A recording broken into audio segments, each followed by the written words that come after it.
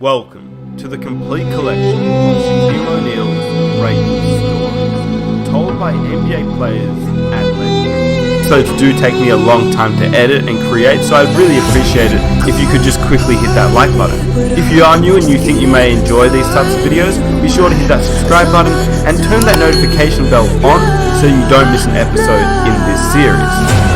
Without further ado, welcome to the complete collection of Shaquille O'Neal's great stories. Shaq was damn near unstoppable. He was a force that nobody's ever seen. And so we're playing Orlando, and Shaq calls off and he hits Alvin Robertson, and he hit him, and Alvin did like this. I remember that. Shaq gets away with what I would consider murder. This is intentionally throwing the ball. I never did that. Reggie's not buying any of this. You lean on me, spin, boom, got you, bam. And I almost would rather him have kicked my ass for the fact that he didn't even recognize that I was there. If Shaq had your work, he'd be the greatest of all time. By sure. He'd be the first to tell you that. Oh, get out of here! Another great LA story is, of course, Shaq was on top of his game. They were winning every year, and he was a force that nobody's ever seen. So Coach Nelson, Donnie, had the idea, okay, you're going to guard Shaq. And I kind of looked at him and was like, okay, this is a joke. He's like, every time he crosses half court, you just stand in front of him. You basically follow him everywhere he goes. And when you lob it over, here comes Big Sean Bradley, and then you guys kind of trap him, and it's going to work. And the game starts right away. He, of course, kind of seals me. I get around, lob comes, Sean comes. He basically elbows us both out of the way and dunks it as hard as he could. And next time around, same thing. So, of course, the plan didn't work at all. We were both way too skinny to handle him. He ended up having like 46 points. I mean, just dunking on us, and he was so much bigger than everybody, so much wider, but he was so agile, and so he had a good touch around the basket. I mean, his footwork was powerful. I mean, so that was my Shaq story. I tried to guard him, and he left the game with 46 and probably 24 or something. Yeah, that was the only time I ever guarded Shaq. Shaq, if you had your work ethic, he'd be the greatest of all time. If Shaq had your work, he'd be the greatest of all time. By sure. He'd be the first to tell you that, for sure. I mean, this guy was a force like I have never seen. He was crazy. You know, a guy at that size. Generally, guys at that size are a little timid and they don't want to be tall. They don't want to be big. This dude was. He did not care. He was mean. He was nasty. He was competitive. He was vindictive. I mean, he was, yeah. I wish he was in the gym. I would have had fucking 12 rings. He had the work ethic. My God, yeah. We didn't be close. My first year we were playing. He kept posting up. But they kept fouling him, so he kept going to the free throw line and kept missing them. And so he'd throw the ball out to me. I'm not throwing that shit back in there. Right? So I kept shooting him, right? So we get in the timeout, and he's like, hey, I'm open. I'm like, okay. And so we go out, and same thing, hey, I'm open. Okay. You know, come back in, hey, dude, you gotta throw me the ball. I said, man, fuck that. Get it off the rebound if I miss, bro. You told him this. First year, 18 years old, man. 18 years old. And I must have been out of my damn mind. I'll tell you the story. So, Shaq gets an offensive rebound, and the coaches say, you're the 50% shooter, you gotta foul him. Don't let him get an and one. You know, our coaches would always say, if Shaq gets the ball down low and you're coming to help, you gotta foul him. And so every single game, you had people. I remember one game you got it underneath, and I swung as hard as I possibly could. Took the elevator ride. Gotcha. Yeah, I took the elevator ride up. Felt like I broke my wrist. To my credit, you didn't get the basket. You had to go to the free throw line, which was our goal. So he gets an offensive rebound and I'm behind him, right? And he goes down and he goes up, and I'm like, I got a foul shot. I come down, two hands, as hard as I can, like, like almost like a horse collar, but I'm just gonna like I'm gonna just destroy this man, right? Like it's not gonna be good. And I'm afraid as I'm doing it, like, damn, this is Shaq. I can't believe I'm doing this to Shaq. And I went down, I went to grab him, and instead of my hand could wrap around my shoulder, it was like I hit like cement. I just went boom, he went up and he dunked it. So as soon as he went up and dunked it, I'm thinking, oh my God, he's gonna kick my ass. Like I don't like, it's like the worst position I could be in. And I almost would rather him have kicked my ass for the fact that he didn't even recognize that I was there. Was way worse for my ego. Like I was thinking to myself, like, oh shit, I'm gonna get my ass kicked by Shaq in front of everybody.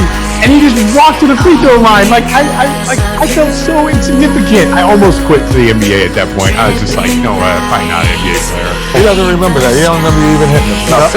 You're right. I gave this guy everything I had, and he went up and dunked it like I wasn't even there. There's a lot of stories about your generosity. I don't think a lot of people know. Some of them they do, but you've given players money to buy suits. Most rookies, when they come in, they go crazy, including me. I went crazy. 12 guys in the team, including Mark. 11 guys are doing what guys with money do. Sure. And it's one guy that's not. Okay. So when you got 11 guys and you want everybody to be collective, everybody I was going to, nah, Mark ain't doing that. Mark's not doing that at all. Stay away from him. Don't invite him out. Don't be bringing certain people around him. Don't do that. Because he told me, he said, Shaq, I don't do that. I don't do that. I don't talk to women. I'm waiting till I get married. And it was awesome to hear because I've never heard that before. And I said, okay, so it was my job to protect him. You gave him money to give a down payment on a new car? I did, because Mad Dog was the purest NBA guy I've ever met. Yeah? He really was. He came into the locker room one day and he said, who in the world is driving that Toyota Astro van? and I raised my hand and said, Shaq, it's me. He said, you are not rolling into the Staples Center driving that beat up Toyota minivan. Okay. So he took me car shopping. We're all in Mercedes, Ferraris, Lexuses, Lamborghinis, and Mark is in. I'm like, Mark. He offered to buy you a car? He offered to put a down payment on the car. What was the down payment? That could be like $1. It's like $5,000. I said, Shaq, I'm getting paid now, but he did give me a great deal, and then he took me. Wait. So you and Shaq roll up to the car dealership? Yeah. And he's like, I'm going to put a $5,000 down payment on this car. We get to the car dealership. He walked up to the first guy, and he says, take me straight to the manager. Okay. Yeah, we get in there, and he says, this manager, this is Mad Dog. I'm going to buy him a car. Of course, that's a very Shaq thing to do. So I took him to the dealership. I said, hey, this is Mark. I saw you have your thing in the paper was $300 a month. That's the deal we want. Don't try to overtalk us. This is Mark, that's what we want. Get him a truck. So, because everybody has a truck. So I said, we're going to get him a Suburban or a Tahoe. I just wanted to make him be part of the team, but not really. Yeah. So What'd you get? It was a blue Chevy Tahoe. Chevy Tahoe. Yeah. Not so flashy. Not so flashy, but it was great. It was a great car. And Shaq approved. Shaq approved. Okay. And he paid $5,000. He offered to. I insisted no, but then after that, he took me to the big and tall store. He shelled out $7,000. no, yeah. I'm going to say, take him out. I said, we're going to do that, but I'm going to introduce you to some people who do that. Like, suit costs $1,000, but we're not going to pay $1,000. When I walk in, they don't give us half off. So I can introduce you to people. Hey, this is Mark. Dress him up a little bit. A different pair of jeans for every day of the week. And, okay. So you had like a Monday pair, a Tuesday. Okay. And then he took me Rolex shopping. And he bought a new Rolex for every single guy on the team. Rock right now. I'm Shaq and I'm here to get down. Yes, I'm internationally known. And I'm known to rock a microphone. Cause I get stupid. If you could have Chuck or Shaq as your teammate, who do you think? Shaq. Okay. But that was a little too quick there. I mean, you could have given Charles a little love there. I love Charles, but Charles is not commanding a triple team. Double team, not triple team. Shaq, you have almost quadruple team. I get the ball, like big man shit, hold him up right there, boom. Look at your right arm as you spin into him. Go ahead. No, this is throwing. You said throwing. I'm not into. I'm already here locked. Boom, boom, got the ball locked. I'm going to shoot. No, lean on me. No, lean down. So lean and spin. Boom. Just because I hit him in the head don't mean I'm throwing the ball. This is intentionally throwing the ball. I never did that. Effectiveness is where he catches the ball. The quick spin move, he gets deep in the lane. Mark Jackson a little slow getting down there, and then he just punishes him with that elbow. Reggie's not buying any of this. You lean on me, spin, boom, got you, bam. Okay, come on, Reg. That very move cost me a championship because he was the most dominant player, big man of our generation. We didn't see Wilt play. Shaq was the most dominant ever, man. If you can't hold, if you can't dislodge, if you can't push him in the back, there's no way you're stopping him when he's 5, 7, 10 feet away from the basket. He was just too strong and too gifted. And great footwork as well. Shaq is the most dominant big man. Rick Smith is 7'4". If he played like a big man, I can't bowl him in his face. Yes. You're 7'1". That's 3 inches. Man, come on, you're acting like it's like that. Between you With his big head, he up there. That's even more. I never did that. He had a bigger like target. this. He had a bigger target. Come on. And after you hit him once, it was done. Let me explain something to you. When you talk about how big these guys are, that's very deceptive. The reason you are hitting them in the head is, first of all, you're so physically imposing, they just can't stand up. Yeah. And force. So to get their center of gravity, they have to lower. They have to lower their center of gravity, and that gets you in the head. Right. Longer for you. When they go like that, when they bend down, put all their weight, all you got to do is spin. So when you spin, they're on balance and boom. I touch them with it a little bit. But you never threw. Never threw an elbow. Checking him and being undersized and checking him, I didn't really get him throwing that ball. But the problem was we wanted him to go over this shoulder because you knew he was gonna make the jump hook. But you never saw him throw a bow. Oh, well, I've seen it many times. No. As a guard trying to come down and double, you threw it. So Reggie, you're buying Shaq's demonstration over here. Did I intentionally throw a ball? Intentionally, you want me to answer your question? Yes. Yes, because you use that to... Can I finish? No, can I finish? You use that to your advantage because you are the most physically intimidating person in our league for 15 years. So, hold on. That's how you played me. So when whoever you hit got hit once, they felt it and they never came back. That means every time you're coming now, they're not there. That's an easier shot. You hit them one time, they're going to feel it. Look, I will say this: as many times as because we've all come down and doubled you or had to play you at some time, got hit. I'm surprised you didn't kill all of us. No, I'm serious.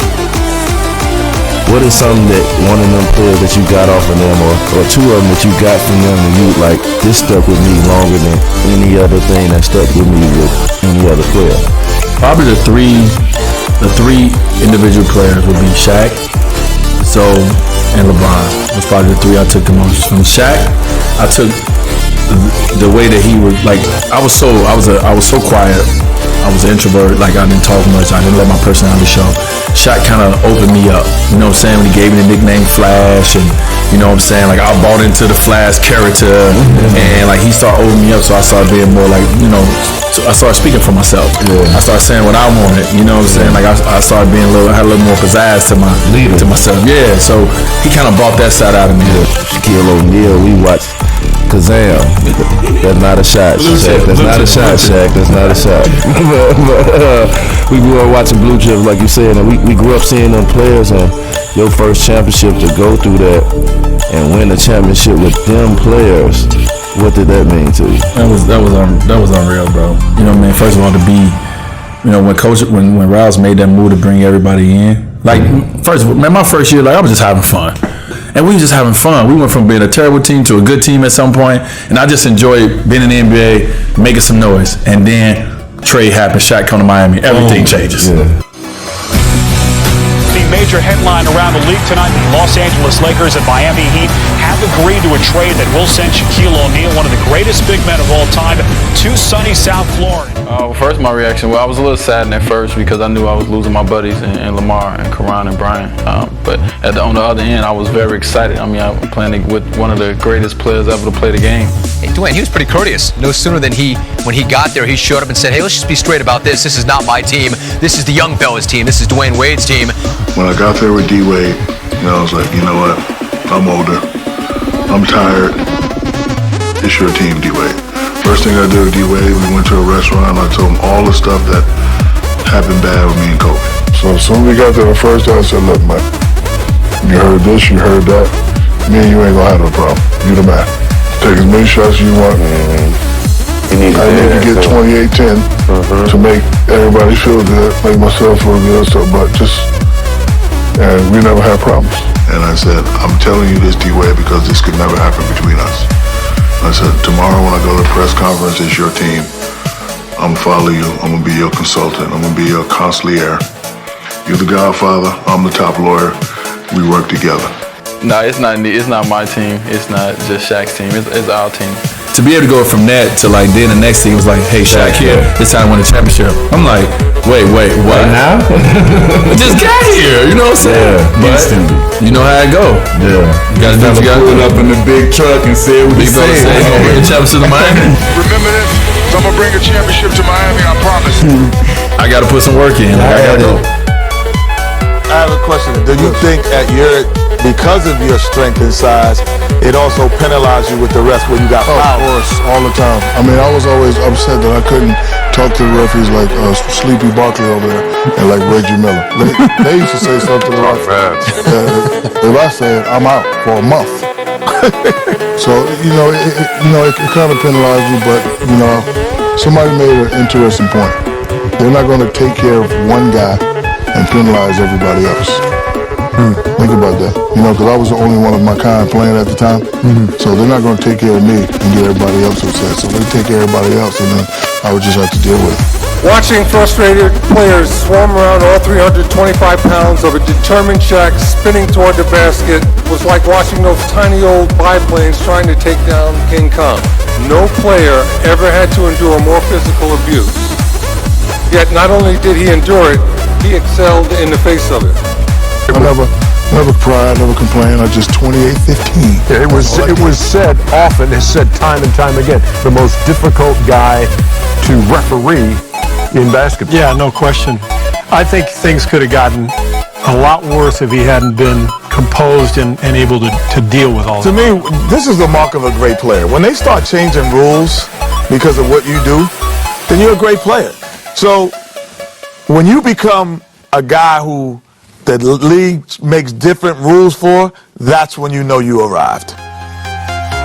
Early in that season, coming off the floor in the second or third game, I met him out on the court and said, what was the greatest thing Wilt Chamberlain did in his career? And he said he averaged 50 points a game and 40 rebounds a game. I said, no, that's not it. He averaged over 48 minutes a game. Do you think you can do that? He said, if Wilt Chamberlain did it, I can do it. So Shaq played 48 minutes a game. For how long, Shaq?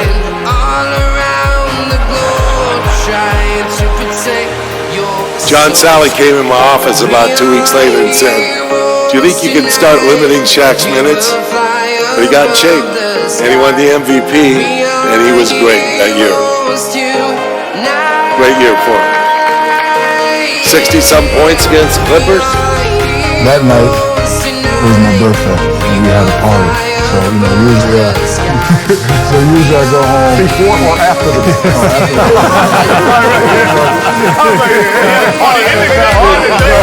In the game.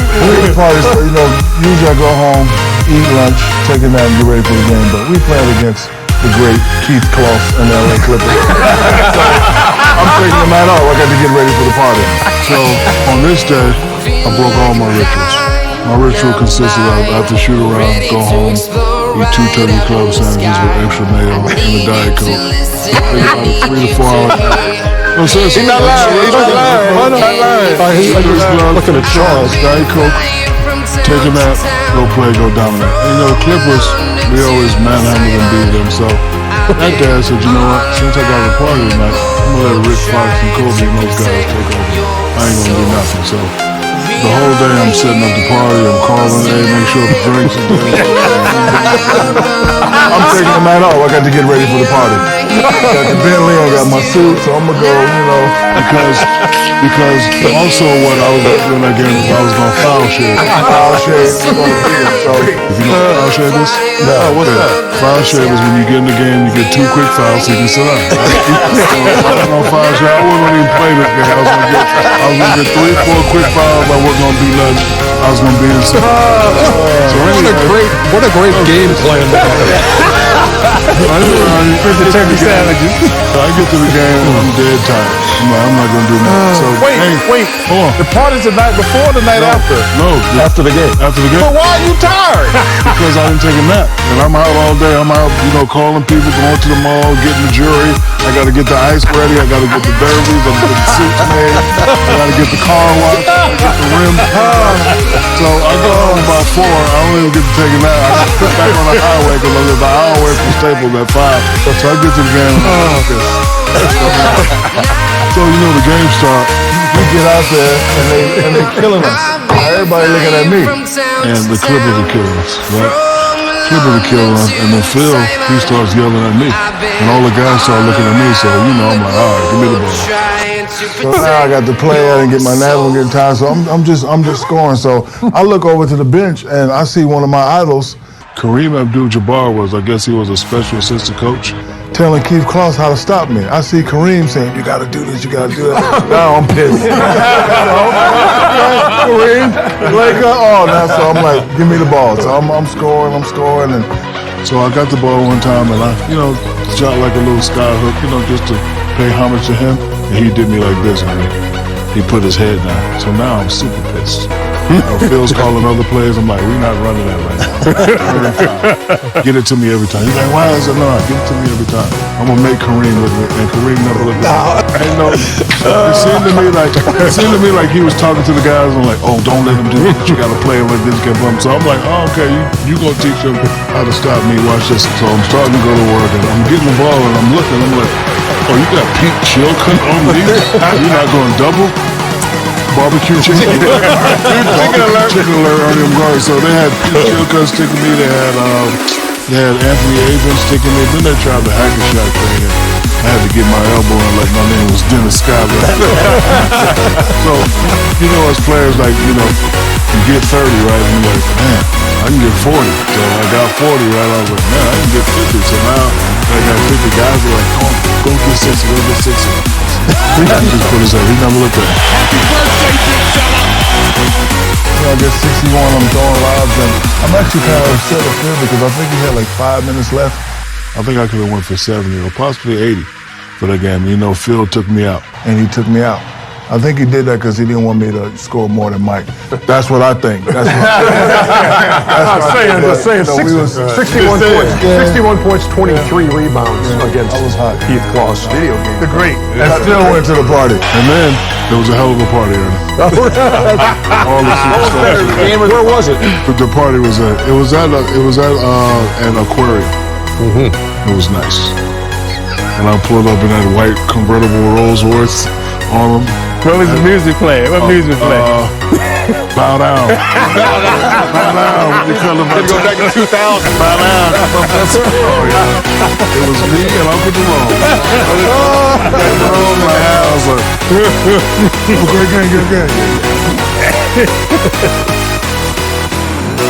Yeah, what was your first impression of Shaquille O'Neal? Well, this is almost like a rhino on the court to play against. A couple of years ago I went to Africa to see a real rhino, but it's not much of a difference. Hey, I want to ask about your first impression of Shaq on the court. It's scary. This is the dude, though. You know what I mean? Even though you got that mentality, this is that one that you really admire and respect as dominant on both ends of the court. And I used to brag to my friends a lot and and said, you know, like after we played the Lakers, you know, I get to the crib like, I played Shaq. You know what I mean? Like, you seen Shaq try to get that, and I put that thing half off the glass on it. You know what I mean? And that gave me added confidence to myself. So whereas I felt like I can score over Shaq, score him. You know what I mean? Because I wanted to be little Shaq on that. Could you take down Shaq now? You ever seen a guy fight? Lakers are trying to get out and break now, but I wouldn't want Fisher necessarily to take that shot that fast. Oh, there's a swing by O'Neal, and they got a A real fighter throws the first punch. I'm not gonna walk up to you and let y'all slug me in my jaw first. I got to hit y'all first. Speaking of which, 1999. Just think about a real fighter. Chuck, all I want is wait. We said what you say. The winning guys win. The guy on the top is the winner. I'm on top. Shaq? Yeah, no. You ever see him win a fight? Shaq can't fight a lick. I hit him in that big old gut. Because I can't reach his big old head. So I hit him in the gut. And that gut, and then it'll break him down. And then when he comes down, I clock it.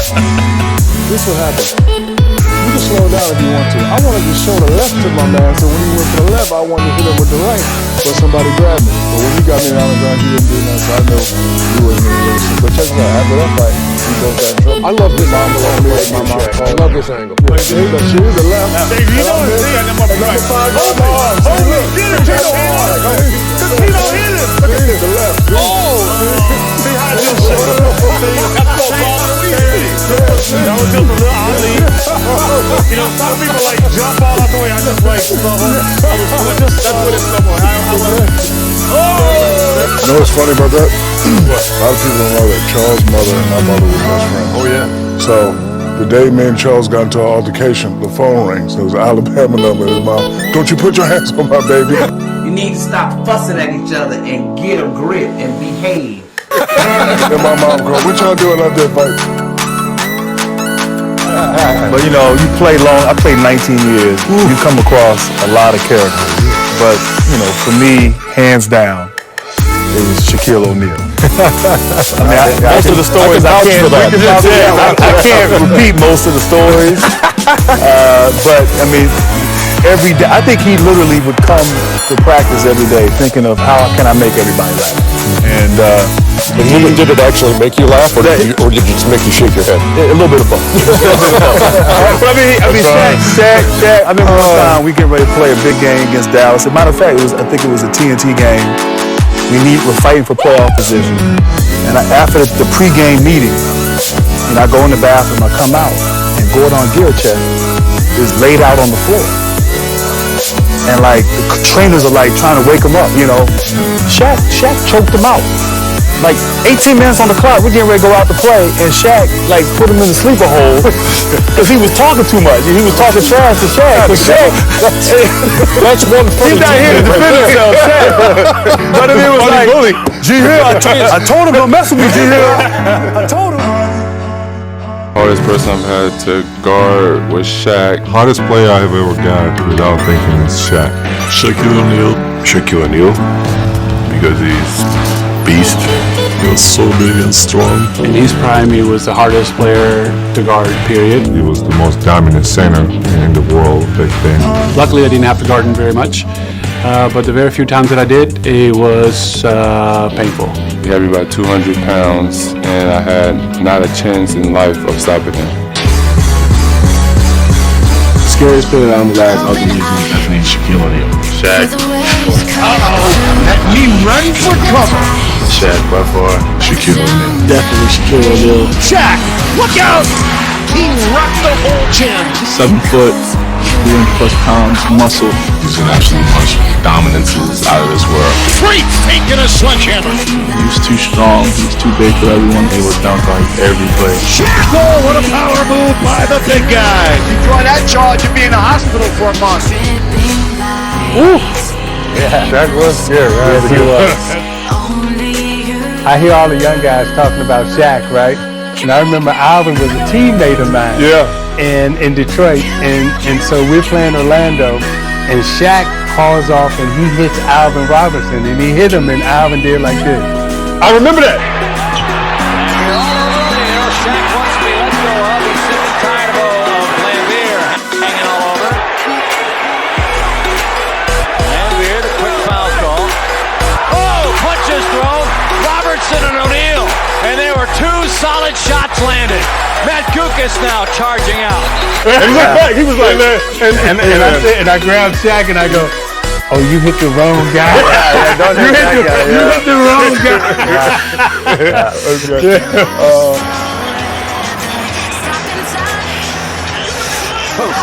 Shaq swung first.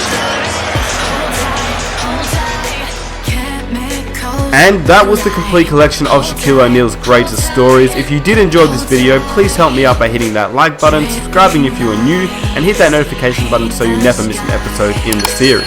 Comment down below which player you would like to see next, and see you next time.